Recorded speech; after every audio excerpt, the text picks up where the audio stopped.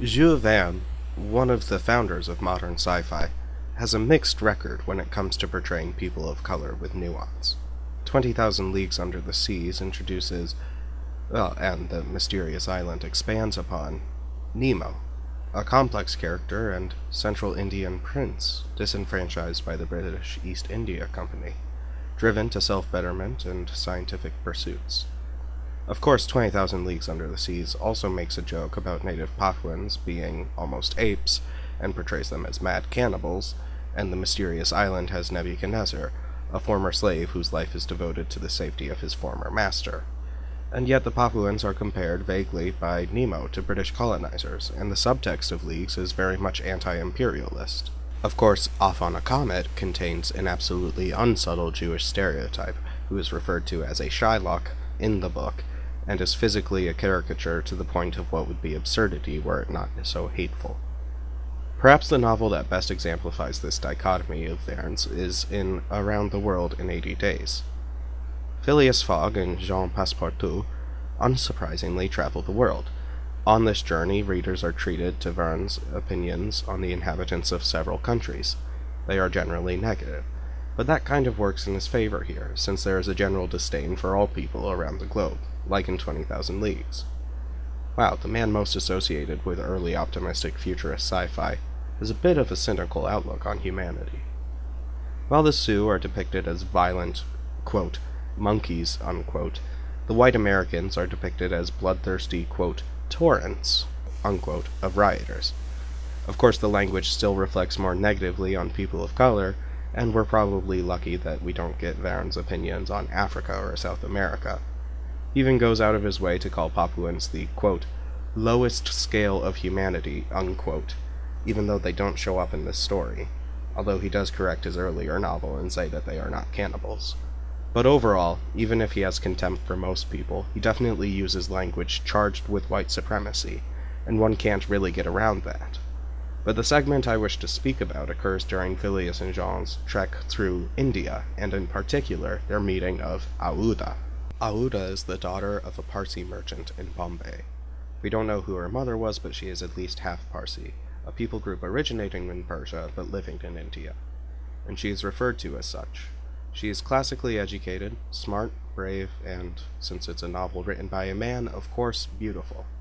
Despite her resistance, she was married against her will to an old Raja in Bundelkhand, a region in central India. When this old Raja dies, Aouda's family-in-law forces her to be sacrificed in a sati, a traditional voluntary sacrifice in which a woman is burned alongside her dead husband. Aouda, who failed to escape, is drugged and must be rescued by our European heroes. Now this portrayal is wrought with problems. First, because I know this is a talking point often used by alt-right individuals to discredit analysis of racism, I do not think that any religious expression is necessarily healthy. I do not believe sati is feminist or right. I believe it is both sexist and glorifies suicide. I am not going to defend it. With that out of the way, the portrayal of sati in Around the World in 80 Days is still something worth talking about. Satis were voluntary, although the implication and description of the case in the novel implies that this was a lie told to deceive British officials. While there are indeed records of drugs or tools of confinement being used in ceremonial burnings, these would be murders in the same way that framed suicides in any other country are considered murders. It is believed that the vast majority of satis were voluntary. That doesn't mean they were right or feminist, but they weren't usually done against the will of the widow. However, I agree that this practice deserved to be banned, but unlike Verne suggests, the ban did not come from honorable British colonizers gladly looking out for Indian women's rights. Condemnation of this practice had been around since well before the British Empire was established. Sanskrit scholar of the 11th century Medatithi of Kashmir denounced it as a form of suicide, and deemed it prohibited as such under Vedic tradition. Emperor Aurangzeb of the Mughal Empire places a ban on the practice before the British did.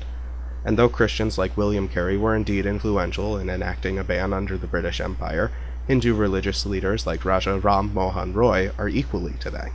Of course, Aouda herself is a complex individual. She is both resolute and gentle. While there is still a sense of European supremacy at play, given that she is well versed in British culture and customs, and that the Parsi are referenced as the, quote, highest of the native races of India, unquote.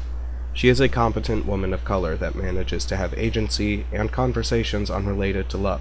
She is introduced with racist statements and sentiments, but she herself provides a counterexample to the notion of white supremacy.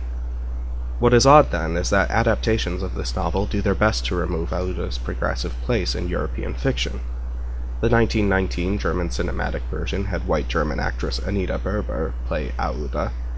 In 1946, Orson Welles and Cole Porter made a musical adaptation starring the white American Mary Healy. White American actress Shirley MacLaine played Aouda in the 1956 film. The 1989 miniseries has half-British, half-Chinese American actress Julia Nixon portraying the role. Both the 1983 and 1988 versions portray Aouda as a literal cat, so I'm not counting those. There is also a notable trend to, rather than just remove her ethnicity, remove the character altogether. The 1972 cartoon series gives Phileas Fogg a new love interest, white Englishwoman Belinda Mays. The 2000 semi-adaptation The Secret Adventures of Jules Verne introduces Rebecca Fogg. Disney's 2004 version introduces a white French woman, Monique Laurent.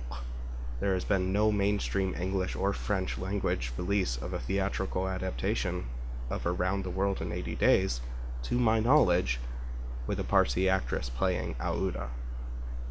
One quick side note, I noticed a lot of the times where Aouda is actually Aouda, she dresses in a sari or other traditional Indian dress. This goes against the text in which she wore British-style clothing. So they wanted someone to impress upon you that she was Indian, but they didn't actually want to cast a Parsi Indian actress. I'm not saying that everyone involved in the adaptations of Around the World in 80 Days are white supremacists. Well, some of the ones involved in the 1919 German adaptation went on to become Nazis, so I guess those ones are. But what I am saying is that I can almost understand why some creators would rather avoid using Aouda. The introductory scene does include a misrepresentation of the religious and political climate of British-occupied India. But how easy would that be to fix? Phileas could say his line about thinking the Brits outlawed sati, and Aouda says yes, thanks to the efforts of the Brahma Sabha. Aouda was something of a paradox. She was a progressive character introduced in a regressive way. That doesn't mean there can't be a positive way to portray the character.